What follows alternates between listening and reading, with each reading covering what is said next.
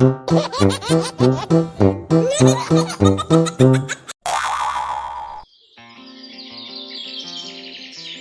गांव में रामप्रसाद नाम का एक व्यक्ति अपने परिवार के साथ रहता था। उसके परिवार में उसकी पत्नी जया, 2 बेटियां रेनू और नेहा तथा 2 बेटे राजू और ऋषभ थे। रामप्रसाद बहुत मेहनती था। वह दिन भर खेतों में काम करके अपने परिवार का पालन पोषण करता था। जब उसकी बेटियां बड़ी हो गई तो रामप्रसाद और उसकी पत्नी को उनकी शादी की चिंता होने लगी। गांव-गांव रिश्ते देखने के बाद आखिरकार एक दिन रामप्रसाद की मेहनत रंग लाई और उसे अच्छे परिवारों के 2 लड़के मिल गए। रामप्रसाद ने पंडित जी को बुलाया और शुभ मुहूर्त निकलवाकर दोनों बेटियों की शादी कर दी। अब घर में रामप्रसाद, उसकी पत्नी और उसके 2 बेटे रह गए। बड़े बेटे राजू ने पढ़ लिखकर शहर में एक अच्छी नौकरी कर ली और अपनी पत्नी रिमझिम के साथ वहीं शहर में बस गया। छोटे बेटे ऋषभ ने भी खूब मेहनत करके एक अच्छी नौकरी प्राप्त कर ली। कुछ समय बाद ऋषभ की शादी मोना नाम की लड़की से हो गई। ऋषभ की शादी में सभी ने बहुत आनंद उठाया और खूब नाचना गाना किया। सब कुछ ठीक चल रहा था। बेटियां अपने अपने ससुराल में खुश थी और बेटे अपनी गृहस्थी में व्यस्त थे। एक दिन रामप्रसाद और जया आपस में बैठे बैठे बात कर रहे थे। जया बोली, सुनिए जी, बहुत दिन हो गए, कहीं घूमने नहीं गए। अब तो हमारे सभी बच्चों की शादी हो गई है, अब तो हम भी फुर्सत में हैं। तुम ठीक कह रही हो भाग्यवान। चलो तुम्हें छोटी बेटी नेहा के घर घुमा के लाता हूँ। ठीक है स्वामी। अगले दिन दोनों पति पत्नी छोटी बेटी नेहा के ससुराल जाने के लिए निकल पड़े। रास्ते में रामप्रसाद ने कुछ फल भी खरीद लिए। आखिर बेटी के घर जा रहे थे, खाली हाथ जाना अच्छा नहीं लगता। कुछ समय बाद वह घड़ी भी आ गई जब पति पत्नी बेटी के घर पहुंच गए। बेटी ने बड़े आदर भाव से दोनों का स्वागत किया। अरे माँ पिताजी, आइए ना, आप दोनों को देखकर बहुत खुशी हो रही है। बहुत दिनों से ना आपकी याद भी आ रही थी। अच्छा हुआ आप दोनों आ गए। अब कुछ दिन आराम से यहीं रहिए। नेहा में बहुत सारी अच्छाइयाँ थी, लेकिन उसकी सबसे बुरी आदत थी एक दूसरे की चुगली करना और लोगों को आपस में लड़वाना। जब रामप्रसाद और जया ने जलपान शुरू किया, तब नेहा ने अपनी आदत के अनुसार अपना काम करना शुरू कर दिया। माँ, आपको पता है रेनू आपकी बहुत बुराई कर रही थी। कह रही थी कि मम्मी ने तो मुझे इतनी खराब साड़ी दी है और रिमझिम भाभी को इतनी अच्छी वाली साड़ी दी। नेहा की बात सुनते ही जया को बहुत बुरा लगा। वह सोचने लगी कि आखिर उसकी बड़ी बेटी रेनू ऐसा कैसे कह सकती है, जबकि उसने कभी अपनी किसी बेटी या बहू में कोई फर्क नहीं किया था। पापा, ऋषभ बोल रहा था कि आप अपनी सारी जमीन बड़े भाई राजू को देने वाले हो। बेटी की ऐसी बातें सुनकर रामप्रसाद और जया दोनों को बहुत दुख हुआ। अब उनका मन बेटी के यहाँ नहीं लग रहा था। दोनों दुखी होकर अपने गांव लौट गए। जब रामप्रसाद और जया चले गए तो नेहा ने बड़ी बहन रेनू और भाभी रिमझिम को फोन किया। उसने रेनू से कहा, रेनू दीदी, मम्मी तो शादी के बाद ना जैसे बदल सी गई हैं। कह रही थी कि रेनू बहुत बदतमीज और झगड़ालू है। और रिमझिम से बोली, मम्मी कह रही थी कि तुम उनका एक भी काम नहीं सुनती हो, ना ही उनकी सेवा करती हो, बस सारा दिन फोन में ही लगी रहती हो। रेनू और रिमझिम दोनों को अपनी माँ और सासू माँ पर बहुत गुस्सा आया। हालांकि किसी ने खुलकर एक दूसरे से कुछ नहीं कहा। नेहा ने छोटे भाई ऋषभ की पत्नी मोना को भी फोन पर भड़काया।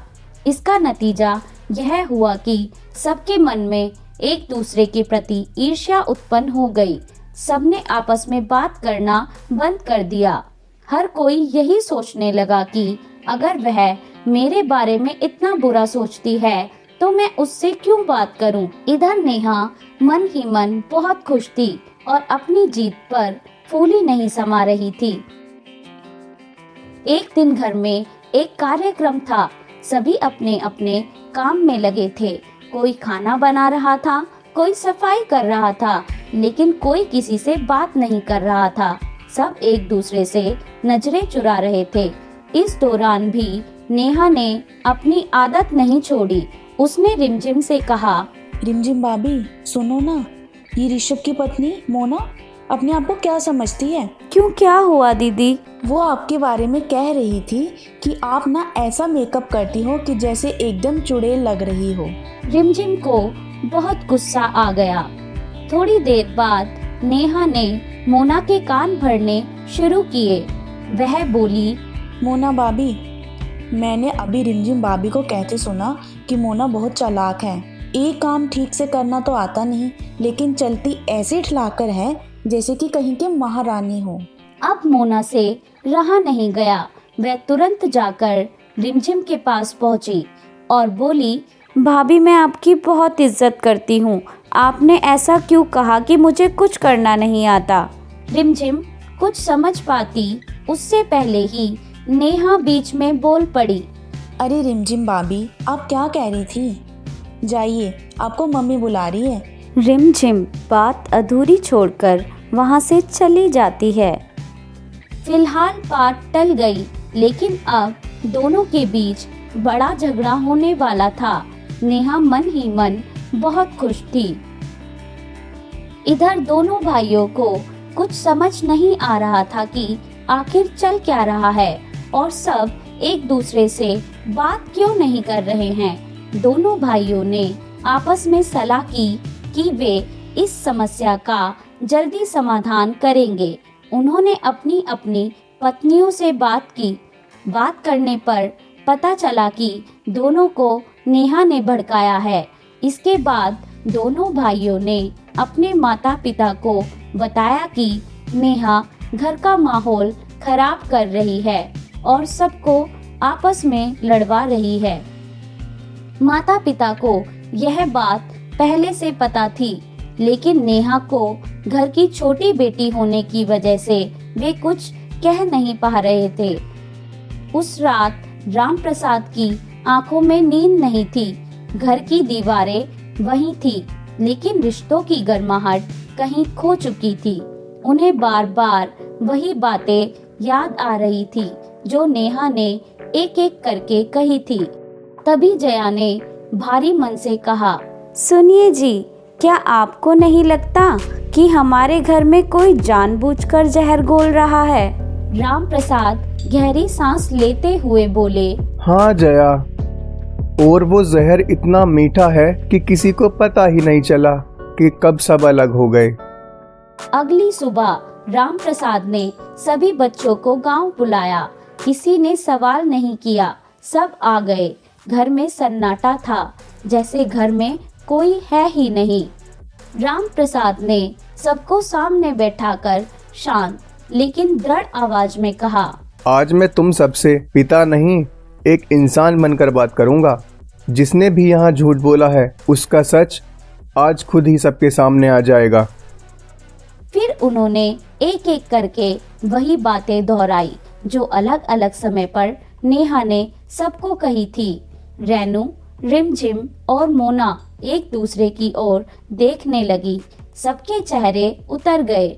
माँ, मैंने तो कभी आपके बारे में ऐसा कुछ कहा ही नहीं।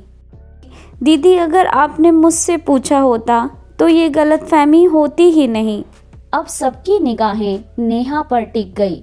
नेहा के चेहरे का रंग उड़ चुका था। बेटी, ये सब तुमने क्यों किया?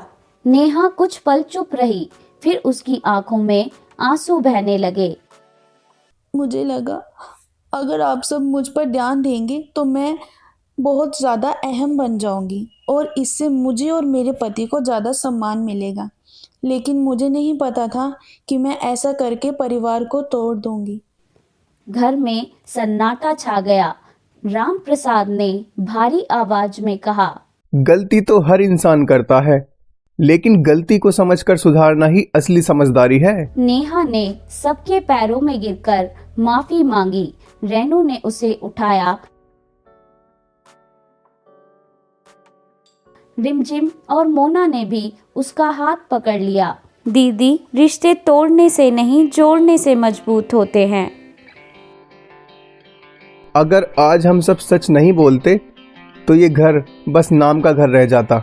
नेहा ने वादा किया कि अब वह किसी के बीच गलतफहमी नहीं फैलाएगी और परिवार ने ये सीखा कि बिना सुने विश्वास करना रिश्तों की सबसे बड़ी भूल है और सच का सामना करना सबसे बड़ी ताकत है।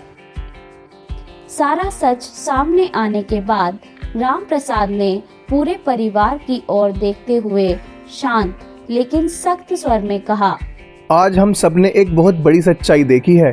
परिवार को तोड़ने वाला कोई बाहर का नहीं बल्कि हमारे ही बीच का कोई होता है। इसलिए अब हम सब मिलकर एक फैसला लेंगे। अब परिवार में कोई भी बात पीठ पीछे नहीं होगी। जो भी शिकायत होगी वो सीधे सबके सामने कही जाएगी, बिना डर बिना शर्म।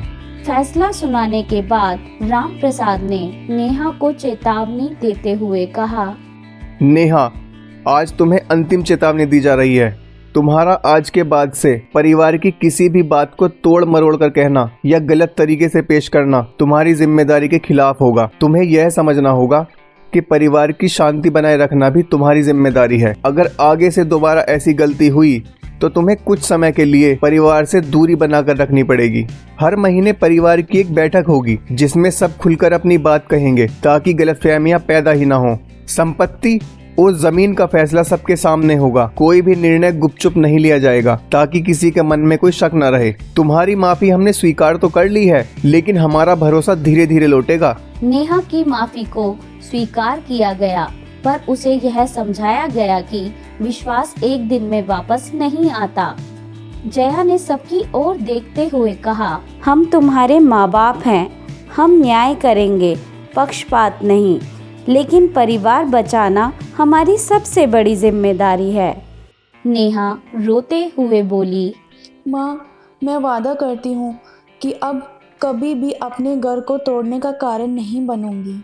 रिमझिम, मोना और रेनू ने एक दूसरे का हाथ पकड़ लिया। आज से हम पहले परिवार हैं, फिर अलग अलग रिश्ते। अब राम प्रसाद ने आखिरी बात कही, जहाँ सच बोलने की आजादी हो वही परिवार जिंदा रहता है। इसी निर्णय के साथ परिवार ने नई शुरुआत की, डर और शक से नहीं बल्कि सच और भरोसे से। उस दिन पहली बार सबने एक साथ खाना खाया। ना कोई शक था, ना ईर्ष्या, सिर्फ सच्चाई और अपनापन। कहानी यहीं खत्म नहीं हुई, बल्कि यहीं से एक सच्चे परिवार की नई शुरुआत हुई।